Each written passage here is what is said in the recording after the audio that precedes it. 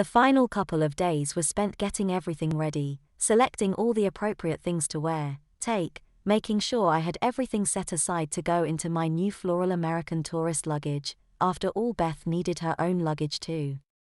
I opted to stay somewhat conservative in my clothing choices as well as my boobs. I had 2 sets of breast forms, one DS and the other BS. I knew for at least now I was going to go as a 36B, not a 36D, in spite of the fact not only was Mom busty but was all the women in her family who I resembled. That Wednesday evening prior to my departure I went to bed early, and in spite of drinking a bottle of California Chardonnay I still tossed and turned in anticipation. God, how I wanted some sleep, but it was obvious this wasn't going to happen, so finally about 5:30 Thursday morning I turned off the alarm set for 9 a.m. and climbed out of bed. After a shower, making sure my body was hairless, the electrolysis I had begun a year ago on my face was sure doing its part, for I only had to shave a few hairs off my face for the first time since the weekend. After patting myself dry I powdered my body, slipped into my pink terry cloth robe and proceeded to start my final preparations. I did my nails, both finger and toe, in a soft rose shade before applying my makeup. After my wall paint was on I began to dress.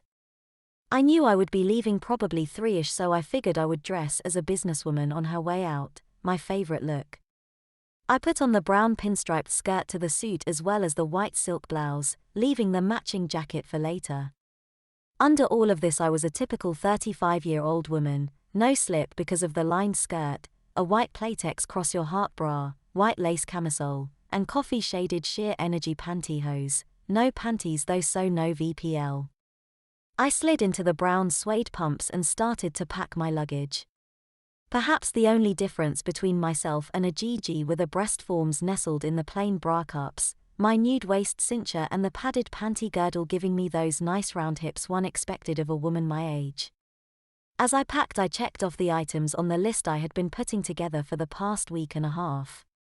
Makeup, curling iron, wig stand, spare pantyhose, the red and white outfit I had bought for church on Sunday, my jeans and Reeboks as well as the ankle socks to wear with them, bras, panties, shoes, and even a red purse for Sunday, they were all there.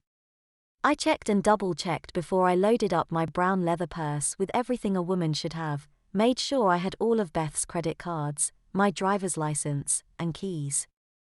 I loaded my luggage into the trunk of the Thunderbird and went back into the house. It was barely 12:30. My stomach was churning both from nerves as well as hunger. The only thing I had fed it so far today was probably too many cups of coffee, so I decided to get something to eat before heading out. I pulled on the matching suit jacket, grabbed my purse and trench coat and went back into the garage.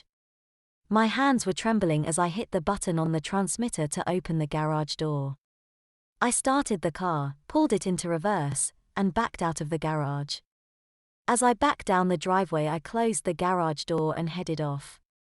I stopped at a local Big Boy and had a salad and iced tea before I filled the gas tank. I love how the guys stare at my legs in this above-the-knee skirt, then headed to the expressway and my journey to acquaint my mother with her daughter.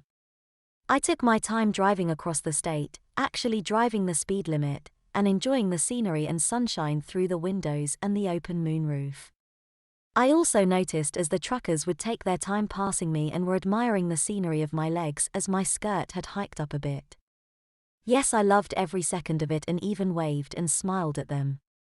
Finally I reached my exit and got off the expressway. Right there was a gas station, so I topped the tank off, went to the ladies' room to get rid of the iced tea from lunch as well as the Diet Coke I had to sip on for the drive, checked my makeup, and gathered my courage. As I drove away I knew it was only a couple of minutes away. I lit up another of my Virginia Slim cigarettes and hoped for the best. I turned down Mom Street, tossed the cigarette out the window, and pulled into her driveway. My hands were trembling as I opened the car door, and my knees shaking as I stood up after sliding out of the car as ladylike as I could. There were only 2 steps leading up to the porch, but it seemed like a zillion of them as I climbed them. I stood there for a second gathering myself together before I pushed the doorbell button. My stomach churned as I heard some stirring inside the house and the doorknob turn.